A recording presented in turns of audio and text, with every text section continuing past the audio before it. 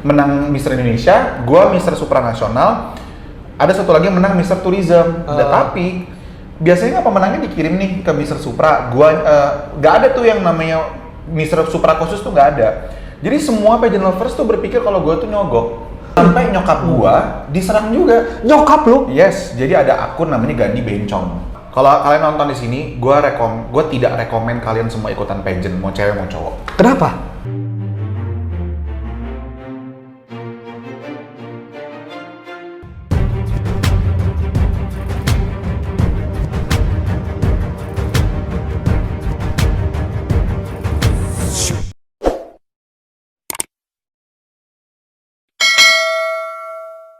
Halo sobat semua, ketemu lagi di vlog saya Abel Usman, dan hari ini saya udah bersama salah satu dia pemain, produser, penulis juga.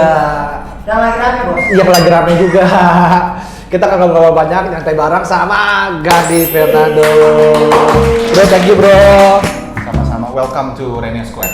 Rene Square. Ya, nah ini salah satu toko namanya Bakso Cuan In. Jadi di sini tuh kayak disewa-sewain gitu resto-resto kecil. Gitu. Oke, lokasinya ini di mana? Di Sudirman. Sudirman, pas banget. Tadi gue di lihat depan Sudirman Park sebelahnya. Jadi ini konsepnya tuh kayak food court ya? Kayak Pujasera gitu sih. Pujasera ya? Kayak food court Soalnya pas gitu. gue lihat dari luar, wah ini kayaknya ini nih gue bilang gitu. Tapi kita Pas belum gua grand masuk ke- opening, iya. tapi kita belum grand opening. Nanti kita di depan ada kopi yang akan buka sampai pagi, sama di sebelah kanan nanti ada vape store. Jadi nanti memang ke depan itu kita bakal jadi one stop yang memang lu bisa nongkrong di sini sampai pagi. Di sini nih. Nah, Apalagi kan ini kan kalau gue bilang ini Basian klub ada di sini. itu kan. Punya tadi ya? Restorannya bukan, tempatnya iya. Jadi gue sewa-sewain. Oh, ini tempat punya lo, Iya. juga sawain. Kalau ini bakso cuanin bukan punya gua, ini punya si Erik sama Iksan Krugal.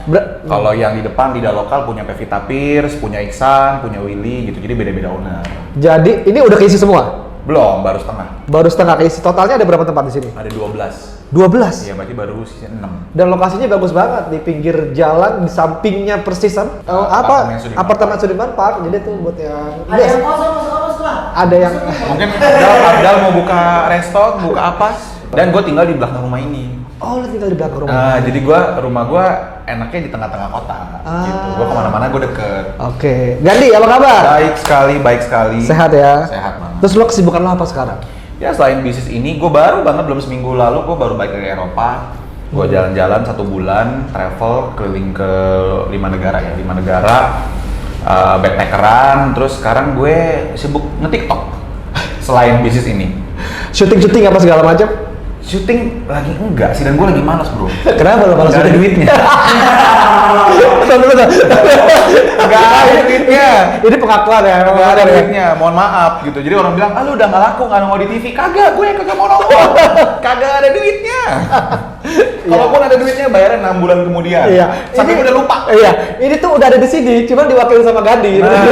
Lu tau nggak sih tahun lalu ya, gue pernah samperin salah satu stasiun TV kan udah 3 tahun nggak bayar honor gue. 3 tahun? 3 tahun, manajer gue bolak balik. Honornya nggak turun-turun. Gue akhirnya gue yang datang sendiri, lagi pandemi juga kan, nganggur juga. Tapi 3 tahun masih inget ya? 3 tahun, gue aja lupa kalau itu 3 tahun. Gue pikirnya 2 tahunan. Oke. Ternyata 3 tahun sebelum. Gue samperin, gue tungguin di lobi. Gandhi Fernando di sini, gue bilang gitu. Cari accountingnya, turun gue tungguin di sini. Gue tungguin 2 jam keluar akhirnya. Iya Kak Gandhi ada apa? Gini. Mana honor gue? Gitu dihitung-hitung 5 juta, 3 juta, 4 juta, dihitung-hitung jadi 50 juta cuy. Serius? Bintang-bintang tamu gitu-gitu, lumayan 50 juta lagi pandemi. Nah pada saat itu lu nggak ada manajer atau apa yang ngurus? Ada, manajer gue ngeliat tanggepin. Terus akhirnya sampai sekarang gue nggak pernah dipanggil sama stasiun TV-nya lagi, tapi nggak masalah juga buat gue. Ngapain lu juga nggak mau bayar gue? Iya. Sekarang kita ngapain datang ke stasiun TV? Kalau misalkan mereka juga nggak mau hargai kita sebagai public figure, artis atau sebagai seniman, nggak ada gitu. Buat apa? Iya, tapi kalau misalkan sampai, gue sih paling parah itu gue ada di stasiun TV tuh honor gue sampai gue lupa satu tahun itu udah paling parah loh. Gua Tapi sampai 3 ternyata tahun. ada 3 tahun. Wow. Ah?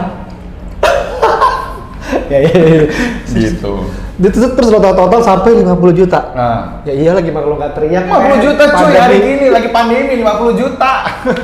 Tapi itu cair pada saat itu. Cair airnya, dan gue kaget. Oh, 3,5 juta ini, 5 juta ini, 8 juta ini, anjir, ini kan yang kapan tahu punya nih, gitu. Dan gue udah 3 kali balik ke acara itu. Iya, iya. Ya Allah.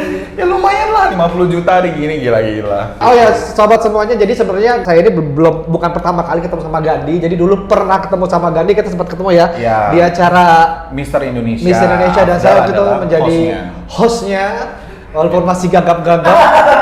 Itu pengalaman host nggak pertama kali sih. Waktu itu ditantangin, lu berani nggak ngisi acara buat acara ini, acara gede cuy gimana? Iya di Bangka Belitung, dia bilang gitu, di Bangka Belitung. Nah ketemu lah Gandhi di sana. Cuma kita tapi gini, nggak ngobrol, tapi gue udah punya feeling Gandhi ini juara. Ternyata enggak.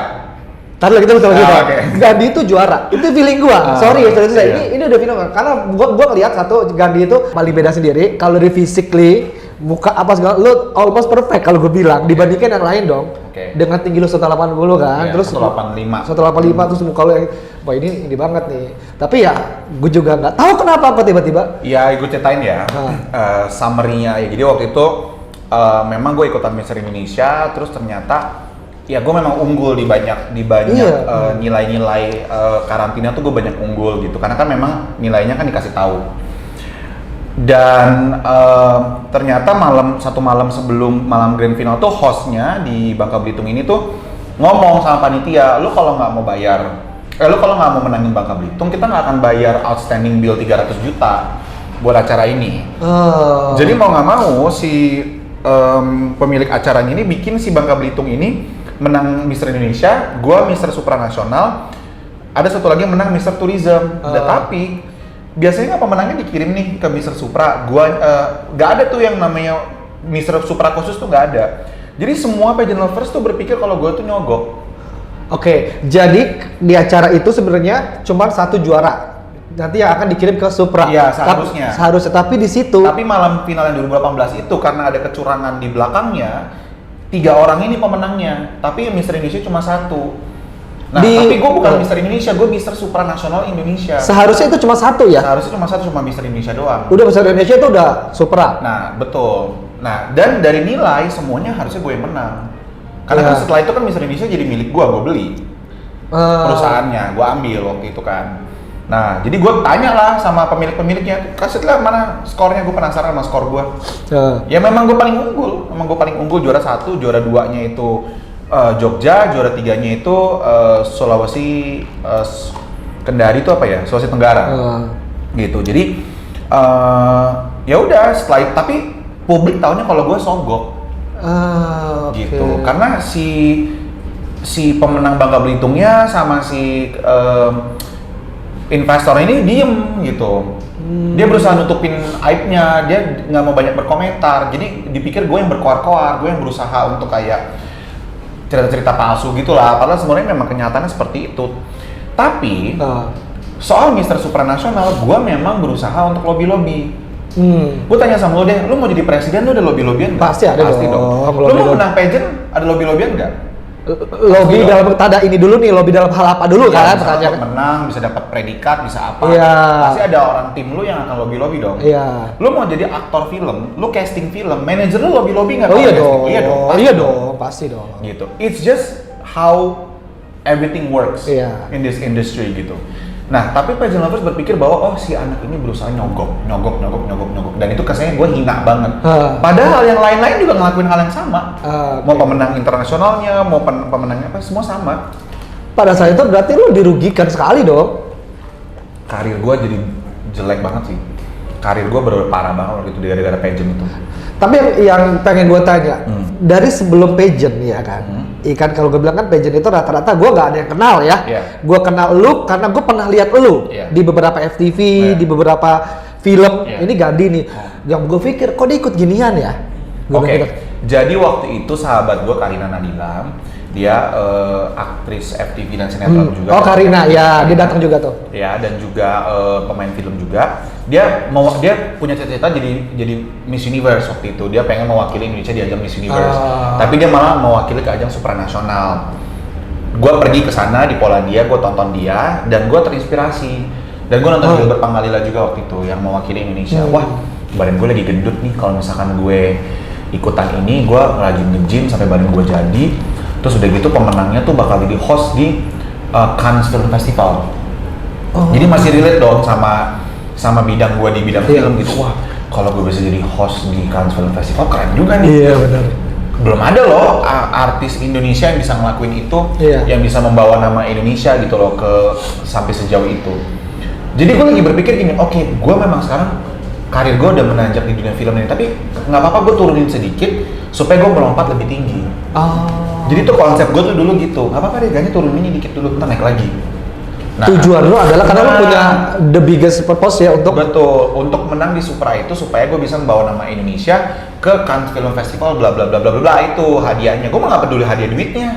Berapa sih, cuma 200 juta duitnya. Terus ternyata gue malah makin lama loncat ke jurang karir gue gara-gara itu. Kenapa? Di tahun 2018 itu ya. Itu kenapa lo bisa ini? Karena gue banyak banget haters, dan kalau gue membela diri, pembelaan gue itu dipelintir-pelintir, artinya misalkan gue bilang ada pageant lovers yang nyerang gue nggak akan mau dukung lu karena lu nyogok di Miss Indonesia. Gue balas, ya udah lu nggak usah dukung gue nggak butuh dukungan lu.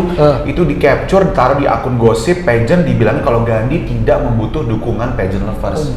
Jadi kesannya Gandhi itu tidak membutuhkan dukungannya seluruhnya. Padahal gue cuma bilang gue nggak butuh dukungan lu, satu orang doang. Iya benar. Kalau lu nggak mau dukung gue, tapi semua pembelaan gue tuh dipelintir. Lalu setiap kali gue membela, gue dibilang mau gue lemes, kayak banci, cewek, apa, aduh udah segala macem deh gitu. Jadi gue serba salah, gue diem salah, gue ngomong salah, gue diem, gue dibilang, oh berarti bener dong kalau lu nggak klarifikasi. Tapi kalau gue klarifikasi, oh mau tuh bencong. Serba salah jadi. Lu lemes. Berarti apa yang lo lakukan ya salah aja? Pokoknya salah aja, gitu. Dan diem, tetap diganggu, dan itu diganggunya nggak cuma seminggu 2 minggu, bertahun-tahun. Sampai sekarang. Sampai hari tadi. Nih gua refresh buat lo ya, isinya pasti ada haters aja, gitu loh. Yang ini gua sampai blockin everyday, gua blockin aja sekarang. Terus gua blok, dikatain baper. Dasar mental bocah. Capek nggak lo? Jadi gua. Dan itu sampai nyokap gua diserang juga. Nyokap lu? Yes, jadi ada akun namanya Gandhi Bencong. Terus di nge-DM nyokap gue. Tante tahu nggak anaknya tante itu transgender, pengen potong, pengen apa? Dia tuh tukang bla bla bla bla. Gila, nyokap gue memang masuk UGD waktu itu, anjir. Serius? Iya, sampai stres bacain.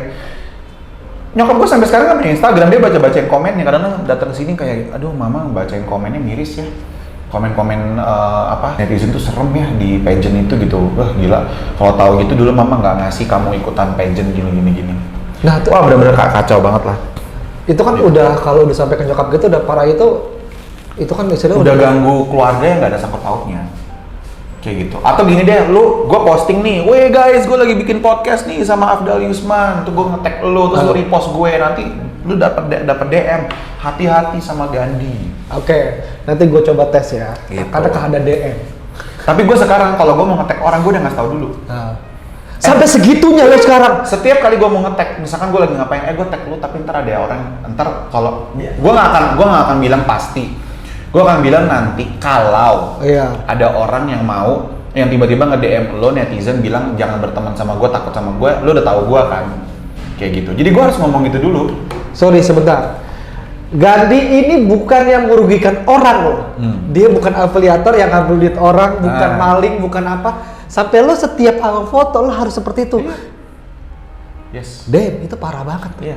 Setiap gue itu gara-gara kejadian itu aja. Gini deh, gue nge-gym nih sama lu bro, ya gue nge-gym sama lu, gue foto nih, kita lagi angkat barbel kayak atau apa, terus gue nge-tag ke lu. Ntar lu ada 20 orang yang nge-DM lu, pacarnya Gandhi ya? Lu pasti udah nama Gandhi kan? Wah udah bener-bener.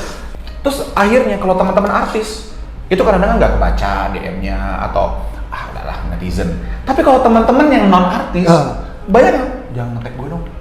Serius? Sumpah. Jadi itu pengaruh ke circle juga dong? Iya, pengaruh. Makanya kadang-kadang gue malas posting atau gue posting di close friend aja.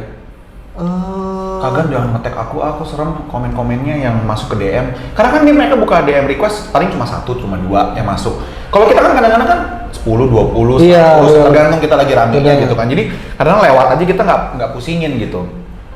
Tapi pernah gak sih kayak misalkan lu ketemu sama teman gitu yang non artis gitu ya, dia tuh sampai takut ketemu sama banyak. Tapi banyak juga yang akhirnya ternyata berbeda ya sama apa yang orang ngomong. gitu. Ternyata berarti kemakan dong mereka. Kemakan, banyak banget yang minta maaf, banyak banget yang ujung-ujungnya teman-teman gue, teman-teman badminton gitu ya. Sumpah ya, gue dulu kemakan banget nih sama kata netizen. Siapa yang namanya kemana? Aswi.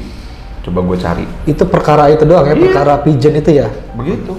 Sampai dibilang, iya dulu gue kemakan banget sama apa yang lo omongin gini-gini. Ternyata pas gue ketemu sama lo, nggak sesuai sama apa yang orang-orang bilang gitu. Ya udah. Jadi mereka mengira lo tuh menang dengan nyogok. Yes. Betul, iya kan? Nanti gue kasih lihat. Nah, jadi apa namanya yang seharusnya kan pada saat itu ada juara 1, seharusnya udah dia doang gitu kan? Iya. Nggak boleh ada lu gitu, maksudnya ya? Tiba-tiba di tahun itu malah gue tetap dikirim ke internasional. Nah, lu dikirim ke internasional kan? Oh, oke. Kayak gitu. Kenapa gue tetap dikirim ke internasional? Karena waktu itu ada minimum height tingginya. Sedangkan si pemenangnya waktu itu si tinggi gue lah 170. Nggak sampai 180. Iya, 178 gitu. Sedangkan minimal 183 kalau nggak salah. Gitu. Sedangkan pilihan 183 itu bisa dihitung pakai jari. Iya benar. Nggak banyak sih. Belum yang bahasa Inggrisnya cas-cis-cus gitu. Belum kita juga harus cari yang punya modal juga untuk bisa terbang. Iya benar. Untuk gitu. ini apa? Untuk apa bisa? Ini juga bisa mandiri juga. Bisa ngobrol juga, bisa apa? How to speak. Betul. Ya kan? Apalagi dengan bahasa Inggris. Tapi kalau kalian nonton di sini, gue tidak rekomen kalian semua ikutan pageant, mau cewek mau cowok. Kenapa? Ngapain? Gunanya apa? Gue tanya sama lu sekarang, lolosan beauty pageant, kalau mereka belum jadi artis duluan, mereka jadi artisnya belakangan setelah ikutan pageant. Siapa? Sebut nama satu orang. Tapi jangan ngomongin Nadine Chandrawinata ya, atau yang zaman-zaman dulu ya. Pageant itu, sorry, ini kan sorry ya sobat tasnya benar-benar buta ya. Pageant itu apa aja sih? Mister Indonesia, Elmen, Putri Indonesia, Miss Indonesia, Miss Earth, Miss Grand Indonesia. Oh itu pigeon namanya ya? Pageant. Oh pageant ya, pigeon mah burung ya. Pigeon burung. Apa? Pageant. Pageant ya. Tadi lo bilang tidak rekomendasikan untuk ikut pageant karena toxic banget dari audiensnya. Terus kedua juga lo nggak jadi apa-apa juga setelah lo selesai menjabat. Lo turun tata, lo turun crown, turun sash, lo mulai dari nol lagi di dalam bidang entertainment yang lo mau masukin misalkan. Lo tetap casting pada umumnya aja, dan lo malah jadi kejebak karena lo udah punya audience, jadi lo beban. Oke. Tapi ada loh ya, kayak misalkan gue lihat nih kemarin nih pigeon juga ya, Miss Indonesia atau apa juga, yang dia main di salah satu web series dan viral tuh. Iya, satu. Ya kan, ada juga kan tuh yang bule ya, yang bule. Setelah itu nggak dipakai lagi kan, karena star syndrome katanya di lokasi. Ngerti nggak sih? Jadi kayak Oke. Gue udah someone. Iya, padahal baru satu project. Kan banyak laporan sama gue. Lo kenal nggak sih sama si beauty queen yang ini? Gila men, ngilang-ngilang di lokasi syuting, nggak datang. Pemeran utama juga enggak. Banyak banget yang laporan, cuma kan gue ya udahlah ya. Tapi mungkin nggak sih image-nya image-nya jadi nggak bagus di dunia entertain gitu loh? Ya mungkin di dunia publik masih nggak ada yang tahu. Iya. Tapi di kita kan yang orang-orang industri kan jadi tahu, ngomongin kan dunia sempit. Iya benar. Jadi Afdal Yusman nggak datang syuting, harusnya ada jadwal syuting. Oh pasti semua mulut dari tukang makeup, dari produksi, dari kostum pasti ngomongin nggak? Pasti. Iya benar. Iya dong. Dari itu mulut ke mulut, tadi itu kan kecil kan? Afdal pulang di tengah-tengah syuting, kabur. Pasti mulutnya kemana-mana. Iya. Kecuali lo, misalkan lo Reza Rahadian, lo Christine Hakim, atau lo Acha Septriasa gitu, atau Luna Maya, mungkin kalian masih bisa dimaklumi gitu ya kalau lu ngediva gitu. Iya, tapi kalau lu pemeran utama juga bukan. Dan gue tuh paling seneng ngedampar ini orang. Gue ganti ngomong ini mau mewakili lo mewakili kan? Pengalaman dong. Iya kan? Gue pernah kok, guys, gue pernah ngedampar orang di lokasi gara-gara datang telat. Lebih telat dari gue pemeran utamanya. Gue langsung kayak, heh, lu siapa? Udah verified. Udah Google News, gue bilang, udah main film sama Luna Maya sama Acha tuh sorry kak, aku soalnya kemarin habis syuting begini, jadi aku pulang pagi juga di lokasi yang lain. Makanya jangan ngambil syuting lain dari sebelum. Gue bilang gitu, lu kalau misalkan gak siap ngambil yang judul ini jangan diambil, kasih yang lain yang mau kerja. Gue bilang gitu. Enak aja gue nungguin lu. Siapa lu pemeran utamanya gue? Iya karena itu akan mempengaruhi ini juga, pekerjaan juga. Lu tahu, lu produksi ya, kalau udah nyampe di lokasi semua udah keluar duitnya. Iya. kru semua udah dibayar, maksudnya udah dikontrak. Mobil, makan, catering semua itu bisa 100 juta satu hari, bro. Benar. Lo mundur, dia ada overtime. Dia ada overtime dan dia akan keluar puluhan juta lagi. Dan cuman gara-gara nungguin lo. Iya. Itu nggak ada tanggung jawab, itu uang yang sangat besar loh. Karena gue pernah jadi produser.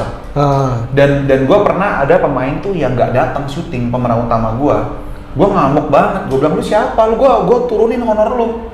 Honor lu gue potong buat buat nutupin kos ini. Iya, benar. Mau lu siapapun itu gitu, nggak bisa. Men, 100 juta satu hari. Kalau produksi-produksi begitu, kalau FTV mungkin. Kalau film mah gede banget. Kalau film gede. Karena kan alat aja mahal, sewa alat kan. Sewa alat kan jalan setiap hari. Iya, benar. Jadi ya itu kenapa kita kalau sebagai talent ya kadang-kadang kesel banget kalau ada orang telat apa segala macam gitu. Nah, cuma kan banyak banget talent-talent itu yang cuman menyimpan kekesalannya karena ntar gue dibully sama fansnya dia. Iya, termasuk kalau kan yang enggak, bodo amat. Lu mau siapapun, lu mau menang FFI udah 10 piala, kalau memang lu datangnya nggak menghormati orang lain di lokasi syuting, siapapun itu dari cuman si tukang angkat kabel, lu kasar-kasarin, mulut gua akan lebih kasar lu kasarin itu. Ya, karena kebanyakan kan artis banyak yang gitu zaman sekarang. Gitu, gua PU aja ya, minta tolong bikin kopi. Tolongnya boleh ya. Iya, benar. Gitu. Tapi kalau nanti nggak sibuk aja ya. Iya. Gua tuh masih segen kadang-kadang. Padahal PU ya. Padahal PU memang tujuannya ngurusin kita, bikinin kita kopi sama teh. Kalau figuran? Figuran gua halo. Figuran dulu minta kopi Pak. Lo tau gua tuh dulu startnya dari figuran, bro. Lu dari figuran? Dari figuran gua 2004. 2004 gue figuran sama Nia Ramadhani, gue pernah jadi figuran bareng. Gue pernah jadi figurannya Vicky Notonegoro. Terus ketemu dong seminggu depannya di acara ulang tahunnya Manoj Punjabi. Kaget dong, Vicky kok ada ekstra di sini. Terus sekarang gue kalau ketemu Vicky sama anak-anak, gue figurannya Vicky, gitu. Gue mah bangga-bangganya, memang karir gue dimulai dari sangat nol banget. Gue datang jam 6 pagi, gue pulang jam 6 pagi, dan gue cuma dibayar 35.000. Karena kan dipotong agensi kan dulu kan cuma 75.000, iya. Dapat 50.000, 35.000. Ngalamin gue. Lo udah kebangun nih dari nol apa segala macam, produser apa segala macam, tiba-tiba gara-gara satu momen, deng langsung. Tapi itu it's past. Gue itu nggak komplainin terus. Gue merasa gue kreatif. Jadi gue apalagi nih yang bisa gue lakukan. Jadi gue nggak akan jadi orang yang depresi, yang defeated, kalah gitu kayak wah karir gue hancur. Enggak, buktinya gue sekarang jadi reviewer film, brand campaign gue banyak, yang hire gue Jarum, Google Play, Shopee, Disney. Ini baru tadi Disney ngontek lagi nih, baru aja nih. Oh iya lo. Nih, 2 nih. Hai Siangka, apakah surat kontraknya sudah ada? Ini adalah Universal. Wah, keren. Universal Pictures mau minta gue promoin Jurassic World. Jadi maksud gue ya kita kreatif aja, alternatif apa nih yang bisa gue lakukan gitu. Ya udah gue akhirnya review film. Nanti kalau nggak ada gue bisa bikin ini. Ada aja sih ide gue gitu. Ya, YouTube lah nggak apa lah. Gitu. Ya memang harus begitu sih ya. Just keep it going. Kalau memang kita passion, mau 1001 rintangan mau ngejatuhin kita. Tapi kalau memang kita udah cinta sama seninya, ya jalan aja terus. Bener, apalagi kalau udah jiwanya jiwa entertain. Betul. Ya. Dan for sure kalau misalkan di dalam dunia bisnis ini, yang nomor satu, yang kalau gue yang nomor satu winner adalah bukan duitnya. Duit akan datang dengan sendirinya, gitu loh. Ya kalau lo mencari kerjaan. Nah kita hukum tabur tuai aja, gitu loh. Kita hukum tabur tuai. Hari ini gue bantuin lo, besok lo bantuin gue. Iya. Hari ini gue nongol kayak kemarin, baru 3 hari lalu gue podcast di Kevin Jeremy. Kevin Jeremy bilang, lo kalau main film gue bantuin lo ya. Oke, gitu. Maksudnya ada aja gitu. Maksudnya ini industri sangat kecil gitu loh. Jadi kita saling bantu ya, saling ngangkat orang aja gitu loh. Gue nggak pernah nganggap orang tuh kompetitor gue gitu. Rezeki dia udah rezeki dia aja. Iya sih.